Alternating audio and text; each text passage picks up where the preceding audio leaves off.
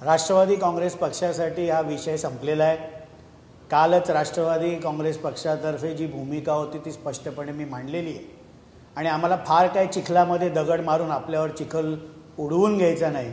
त्यामुळे ज्यांची पात्रता नाही, जी भोंगा म्हणून केवळ कर्कश आवाजात बोंबलत असतात, यांच्यावर अधिक आम्हाला काही बोलायचं नाही आणि चिखलामध्ये दगड मारायचा नाही। ते आज असं म्हणतात की माझ्या नादाला लागू नका, शिवसेनेच्या नादाला लागू नका, गद्दार शिंदे गट आणि गद्दार राष्ट्रवादी गट आमच्या नादाला लागू नका असं म्हणतात। अनेक वर्ष राज्यसभेमध्ये केवळ असंख्य शिवसैनिकांनी केलेल्या मेहनतीमुळे राज्यसभेमध्ये ते पद हे उपभोगतायत। त्यामुळे त्यांनी आम्हाला अक्कल पाजायला जाऊ नये। राष्ट्रवादी काँग्रेस पक्षातर्फे हा विषय संपलेला आहे आणि आम्हाला काही चिखलामध्ये दगड अधिक मारायचा नाही। सर, ते माणिकराव कोकाटेंवरती पण अशी टीका केलेली आहे की माणिकराव कोकाटे म्हणजे मला असं वाटतं की कृषी क्षेत्रातले कुणाला काम करायचं। शेतकरी हा महायुती सरकारसाठी केंद्रबिंदू आहे। शेतकऱ्याच्या प्रत्येक अडचणीमध्ये महायुतीचं सरकार शेतकऱ्याच्या मागे ठामपणे उभं राहिलेलं आहे आणि म्हणून कृषी मंत्र्यांनी देखील बोलताना संवेदनशीलतेने बोललं पाहिजे।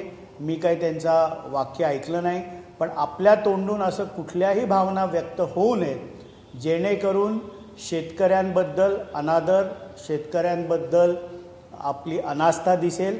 महायुतीचं सरकार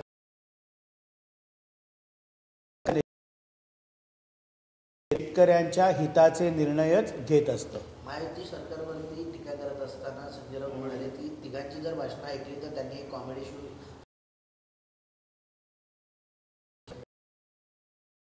जत्रा आहे म्हणावी लागेल मग शिवसेना उभाठाची, कारण त्यांच्याकडे आता समोर ऑडियन्सही राहिलेलं नाही। त्यांची पात्र ही हास्य जत्रेसारखी झालेली आहेत आणि ती हास्य जत्रा बघायला देखील महाराष्ट्रातली जनता आता येत नाही।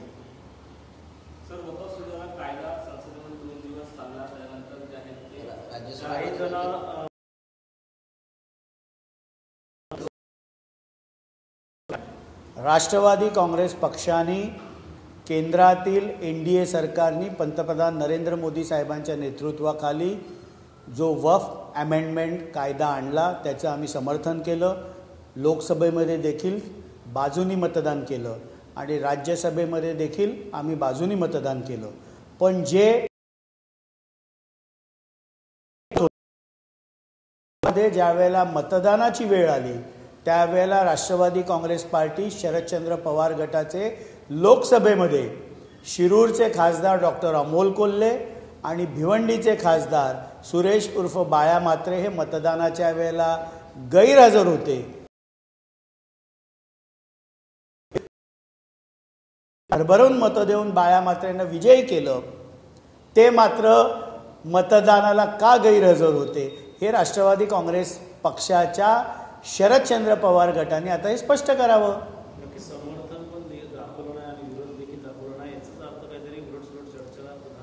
म्हणून मी बोललो ना की ह्याची उत्तरं त्यांनी द्यायची। आमची भूमिका स्पष्ट होती।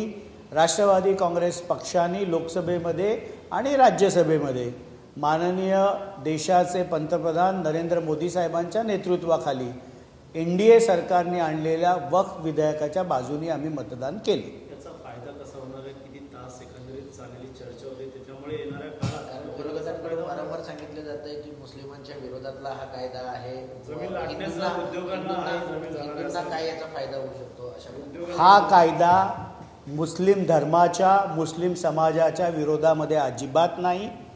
वक्फ बोर्डाच्या ज्या काही प्रॉपर्टीज आहेत याचं उत्तम प्रकारे व्यवस्थापन व्हावं।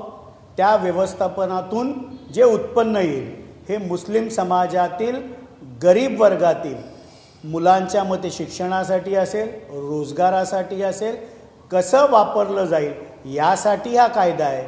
मुस्लिम धर्माच्या कुठल्याही धार्मिक कृत्यामध्ये, धार्मिक भावनांना ठेच पोहोचेल अशा प्रकारचं कुठलंही या वक्फ कायद्यामध्ये नाही। वक्फच्या असलेल्या प्रॉपर्टीचं उत्तम प्रकारे नियोजन याच्यासाठी हे विधेयक आहे आणि मुस्लिम समाज देखील मोठ्या संख्येने या विधेयकाचं स्वागत करतात। सर, ईश्वरी निसी मृत्यू प्रकरणात कडक कारवाई केली जाणार मुख्यमंत्र्यांनी म्हणाले। काही दादांनी देखील पावलं उचलले 3 लाख मंगेशकर रुग्णालयासंदर्भात। म्हणून मी बोललो ना की ह्याची उत्तरं त्यांनी द्यायची, आमची भूमिका स्पष्ट होती। राष्ट्रवादी काँग्रेस पक्षाने केंद्रातील NDA सरकारने जो वक्फ अमेंडमेंट कायदा आणला त्याचं आम्ही समर्थन केलं। लोकसभेमध्ये बाजूनी मतदान केलं आणि राज्यसभेमध्ये देखील बाजूनी मतदान केलं। पण जे जो दुर्दैवी मृत्यू ईश्वरी भिसे यांचा झाला याची चौकशी अहवालामध्ये जर दीनानाथ मंगेशकर हॉस्पिटल हे दोषी असेल तर त्याच्यावर कडक कारवाई केली गेली पाहिजे।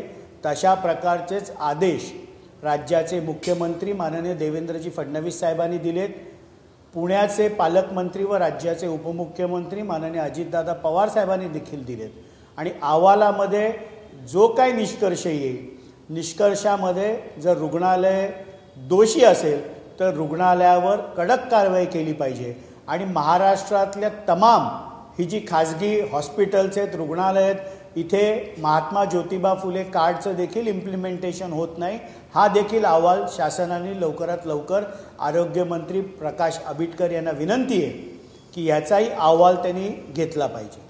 सर, गेल्या काही दिवसापासून मराठीचा मुद्दा मनसेने धरून लावला आहे। त्या महाराष्ट्रात मराठीचा आग्रह योग्य पण कायदा हाती घेऊ नका अन्यथा कडक कारवाई केली असं मुख्यमंत्री म्हणाले आणि मनसेने देखील आता पत्र काढले यापुढे देखील आता आंदोलनात महाराष्ट्राची भाषा ही मराठीच आहे आणि त्यामुळे महाराष्ट्रामध्ये राहणाऱ्या प्रत्येकाला ह्या मराठीमध्ये बोलता आलं पाहिजे।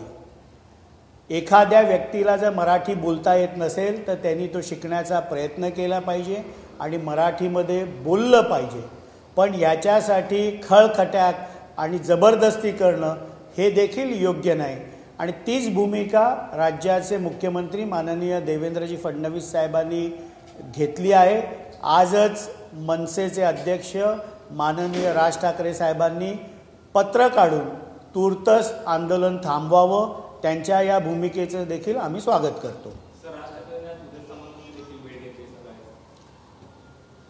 शेवटी उदय सामंत साहेब हे राज्य मंत्रिमंडळातील एक ज्येष्ठ मंत्री आहेत।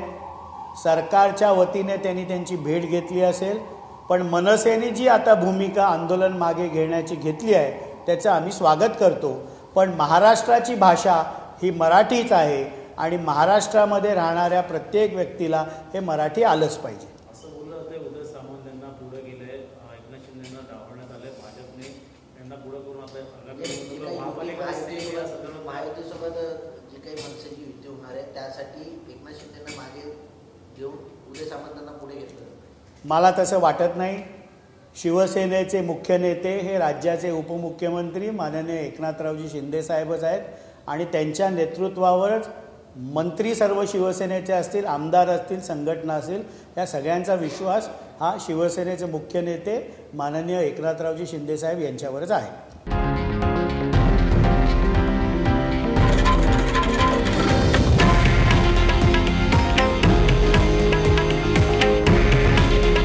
हे आहे देशातील नंबर 1 न्यूज नेटवर्क आणि आपण पाहत आहात TV9 मराठी।